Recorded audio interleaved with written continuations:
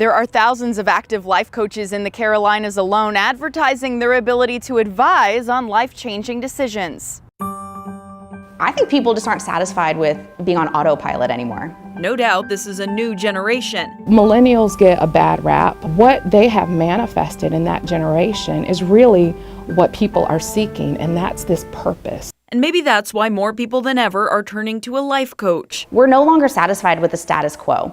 In 1999, the International Coach Federation estimated there were 1,500 active life coaches. Today, that number is upwards of 54,000. There's a misconception out there that people who work with coaches have issues. The local coaches tell me that's just not true. I've coached government leaders to stay-at-home moms and everything in between. The ICF estimates 40% of all clients are between 35 and 44 years old. And it might surprise you that 45% are men. I call it the mid-career crisis. Those of us in our 30s and 40s who have invested 15, 20 years in a successful career, but you also are starting to realize, I can't do this for the next 30 years of my life. Something has to change. Coach Lauren Widrick used to be a Charlotte banking exec until she sought out a life coach herself. And working with a coach set my life on a whole new trajectory. That ended up with her leaving her cushy job, going home to her kids, and eventually starting her own coaching business. But if you're wary about trusting someone with advising you on big life decisions, you're right to be. There is not an official governing board even for life coaches,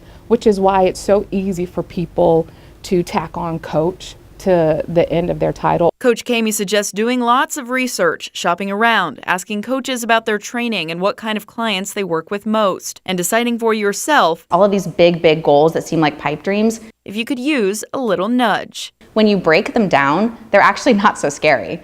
Now keep in mind, because life coaches are not medically trained, insurance won't cover sessions, which on average can range between $75 and $300 per session. In Charlotte, Savannah Levins, NBC Charlotte.